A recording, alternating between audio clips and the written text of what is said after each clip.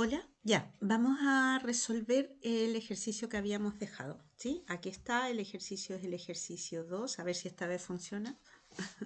Este es el ejercicio 2 y el objetivo era, ¿cierto?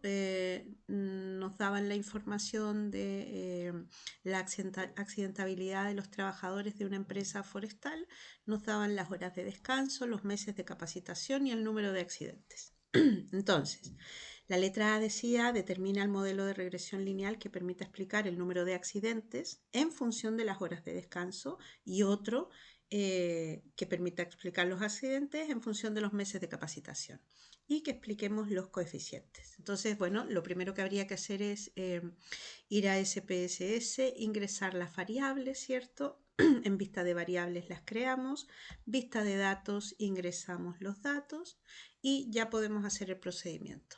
Entonces vamos a analizar regresión lineal y vamos a accidentes, sería nuestra variable dependiente, ¿cierto? Que es lo que nosotros queremos explicar, dice el número de accidentes y el primer modelo en función de las horas de descanso, que sería la variable independiente. Entonces aquí le vamos a pedir todo de una vez, podemos pedirle descriptivos si quisiéramos saber un poco más de cómo son los individuos y dar algunas explicaciones como la foto, ¿no?, del momento y podemos pedir los intervalos de confianza. Las correlaciones no hace falta porque nos va a dar el resumen del resultado del modelo, nos va a dar toda esa información, ¿vale? Y le decimos continuar. Hay algunas otras cosas que podemos pedir, pero las vamos a ver en clase en su momento. Luego, en los gráficos, le vamos a pedir enseguida el que aprendimos de la predicción tipificada y el residuo tipificado. ¿Bien? ¿Para qué? Para que podamos hacer los diagnósticos de los supuestos en caso que encontremos el modelo más adecuado. Podemos pedir el histograma, el gráfico de probabilidad normal, aunque ya les he comentado que el histograma no es muy bueno para hacer el diagnóstico. Lo vamos a comprobar ahora. Entonces a veces uno, en vez de utilizar este tipo de gráficos o cosas, es preferible hacer directamente el contraste de hipótesis y se evita uno hartos problemas. Igual lo vamos a mostrar por si acaso, pero para que vean que en realidad no es muy útil. Lo otro que es importante, que vayamos guardando los residuos. ¿Se recuerdan? Podemos guardar el residuo no tipificado y el tipificado, aun cuando casi todo lo vamos a hacer con el residuo tipificado, ¿sí? Bien, le damos a continuar y aceptar. Entonces nos dará el resumen, ¿cierto? Descriptivos, las correlaciones y luego ya nos entrega el resumen del modelo. Aquí tenemos la correlación 0,77, eso quiere decir que hay una relación positiva, ¿cierto? Porque la correlación es positiva.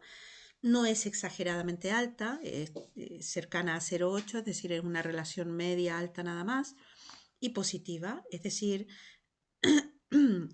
si estamos tratando de predecir el número de accidentes, la relación que tiene con la cantidad de horas de descanso es positiva. A mayor horas de descanso, más accidentes, menos horas de descanso, menos accidentes. Parece un poco ridículo, pero bueno, vamos a ver cómo se explica el modelo.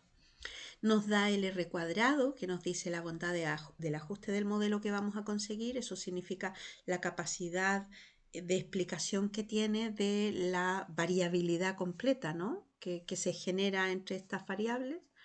Recuerden que el modelo es la recta que recoge toda esa información. Entonces la recta lo que dice es que es capaz de captar, este R cuadrado, nos dice que la recta es capaz de captar el 59,3% de toda la variabilidad.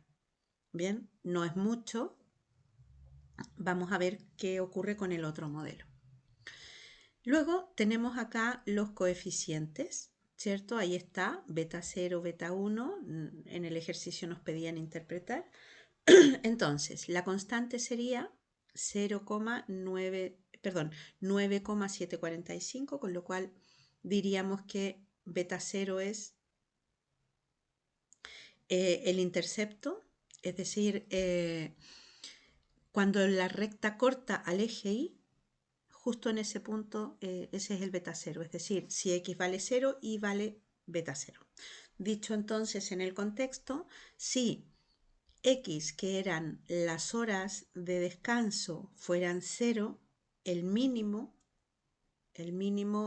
número de accidentes que tendría sería beta 0, es decir, aproximadamente 10. ¿Sí? Ahora, vamos con el beta 1. Beta 1 era, si se acuerdan, cuánto iba aumentando y en base a los aumentos de x, ¿cierto? Por lo tanto, si yo aumento el número de horas de descanso en una unidad, el número de accidentes en la unidad que esté aumentará o disminuirá en función de beta 0. Entonces llevémoslo al contexto, no nos olvidemos que beta 1 es negativo, con lo cual va a provocar disminución. Es decir, si x, que era el número de horas de descanso, por cada hora de descanso adicional que tengamos, entonces el número de accidentes disminuirá, porque beta 1 es negativo, disminuirá en aproximadamente 1 accidente, ¿cierto? Porque es 0,947. Esa sería la explicación. Recuerden que aquí están los contrastes individuales, pero que en general la valoración de si el modelo es estadísticamente significativo lo hacemos a través de la ANOVA. Entonces, bueno, tenemos la tabla ANOVA. Para ver si el modelo es significativo, hacemos el contraste que H0 el modelo es no significativo, ¿cierto? Es decir, que el beta 1 es igual a 0 y en H1 que es distinto de 0 y por lo tanto es estadísticamente significativo. Entonces, como la significación es inferior al alfa, es inferior al 0,05, entonces rechazamos H0 y confirmamos que efectivamente beta 1 es significativamente distinto de 0, o dicho de otra manera, el modelo es estadísticamente significativo. Bien, entonces hemos cumplido con la primera parte de la letra A. Vamos a sacar ahora el otro modelo. Nuevamente regresión lineal, y ahora en vez de explicar el número de accidentes por las horas, lo vamos a explicar por los meses de capacitación, y le pedimos todo lo mismo. Entonces nos vuelve a hacer la regresión, descriptivos de las dos variables, las correlaciones, y nos entrega el resumen. Fíjense, el R ahora es mayor, 0,799, es casi 0,8, y el R cuadrado ahora es 0,639. Dicho de otra manera, el modelo que hemos encontrado a partir de las horas de capacitación es capaz de explicar el 63,9% de toda la variabilidad. Con lo cual, ya anticipadamente vemos que es mejor que el otro. Acá están los coeficientes beta 0, beta 1 para poder hacer el modelo. Aquí están los estimadores, ¿cierto? Expliquemos ahora lo que significa. Beta 0 sería si el número de meses de capacitación fuera 0, el mínimo número de accidentes que habría serían 8, aproximadamente 8, ¿sí? Y beta 1, que también es negativo, significaría que por cada mes de capacitación adicional que tiene un operario, el número de accidentes disminuirá, al ser negativo, disminuirá en 0,432. Por lo tanto, si nosotros lo vemos en vez de un mes en 2, vamos a terminar siendo aproximadamente 1, ¿cierto? Pues 0,432 por 2 sería 0,86 y algo, es decir, aproximadamente 1. Por lo tanto, por cada mes adicional de capacitación, el número de accidentes disminuirá. Por cada 2 meses de capacitación, prácticamente el número de accidentes disminuye en 1, ¿sí? Bien, y ahora haríamos el contraste de ANOVA para la significación del modelo. Lo mismo que antes, H0 sería que el modelo no es significativo, H1 que sí lo es. Como la significación es inferior al alfa, rechazamos H0 y se confirma que el modelo es estadísticamente significativo. Entonces con eso tenemos, da la respuesta del apartado A. Luego dice, compara los resultados obtenidos y determina cuál de los dos modelos te parece que explica mejor el número de accidentes y justifica tu respuesta. Evidentemente,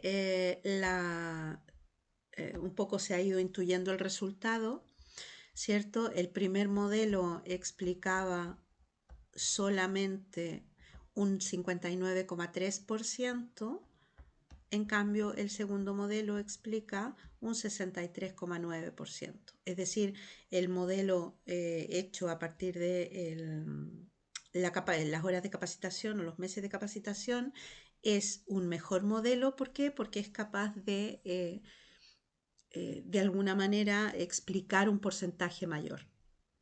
¿Sí? Por esa razón entonces el mejor modelo sería el modelo 2. Luego en la letra C me dice que con el modelo que hemos seleccionado, que será el segundo, hagamos una estimación del número de accidentes, sí, y ahí usaremos el modelo basado en los meses de capacitación, que es el modelo que hemos elegido. Es decir, en este caso tenemos que reemplazar el 8. El tema es que antes de poder hacer los reemplazos, yo debo confirmar que efectivamente los supuestos se cumplen, ¿cierto? Entonces, bueno, aquí tenemos varias opciones. Recuerden que el primer supuesto era que el promedio de los residuos tenía que ser 0. Entonces, estamos en el segundo modelo. Este es, aquí no se pierdan.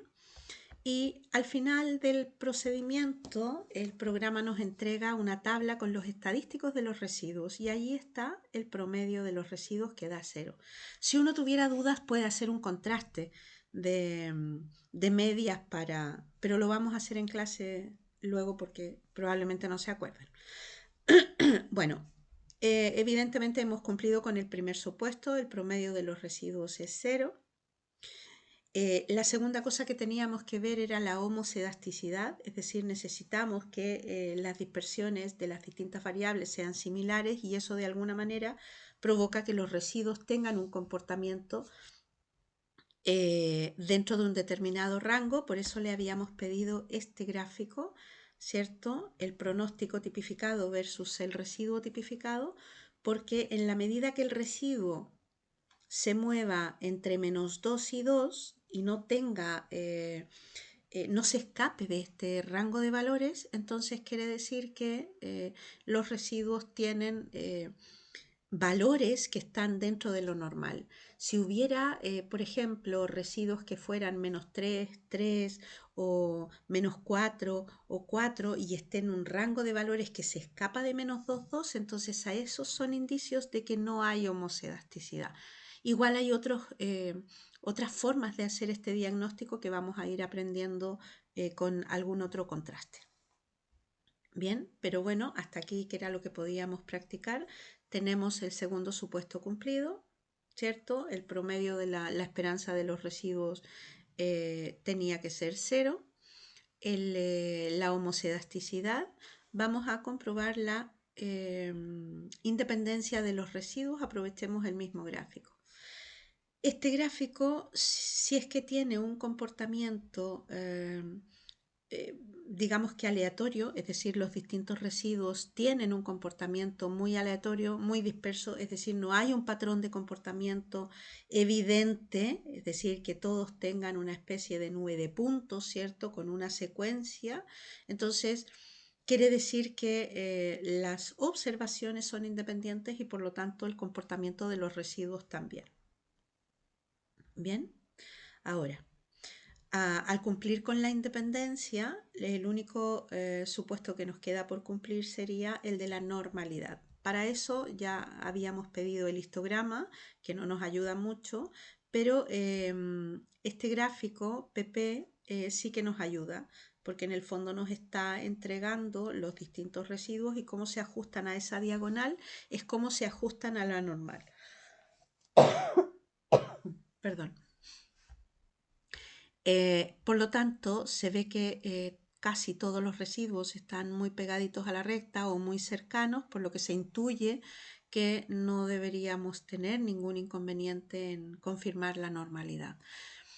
¿Qué debería pasar para que no se confirme? Bueno, tener residuos muy alejados de la recta, ¿sí? Perdón, de la diagonal.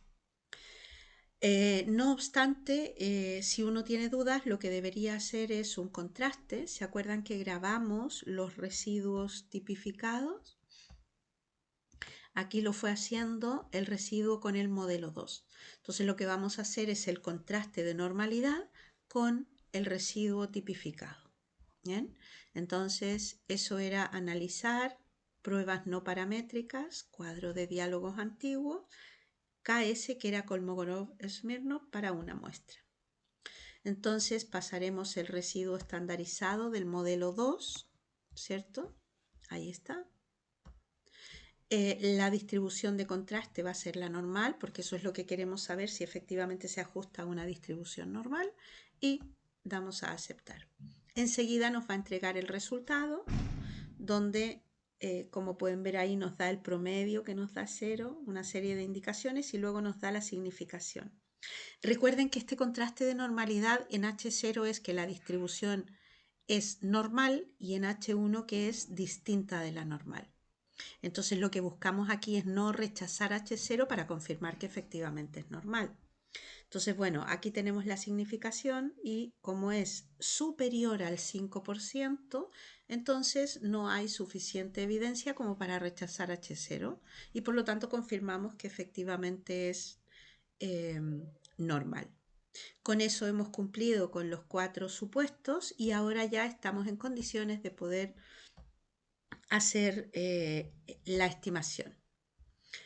El modelo entonces, si nosotros traspasamos los resultados que teníamos de beta 0 y beta 1 con el modelo 2 de la capacitación, reemplazando la recta, ¿cierto? Sería I, que era el número de accidentes, sería igual a beta 0, que era 8,119, menos, porque beta 1 tiene signo negativo, 0,432 multiplicado por X, que sería los meses de capacitación.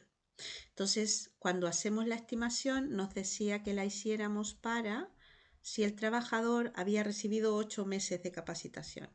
Entonces, nos bastaría con reemplazar 8 en la variable de capacitación para que podamos tener el resultado. Entonces, reemplazamos el 8 en el modelo anterior y nos da 4,663 accidentes, que era lo que queríamos estimar. Entonces, el I estimado, recuerden que este llevaría un gorrito. Entonces, en el fondo lo que estamos diciendo es que si un operario tiene 8 meses de capacitación, lo que esperaríamos es, o lo que se estima, es que el número de accidentes sea aproximadamente 5. Probablemente un número alto de accidentes indique que el operario necesita más meses de capacitación, ¿cierto? Porque como va disminuyendo, imagínense qué pasa si es 10 o 15 meses de capacitación, entonces lo que va a ir pasando es que va a ir disminuyendo prácticamente hasta llegar a 0. ¿Vale? Esa sería la resolución y cualquier duda la conversamos mañana.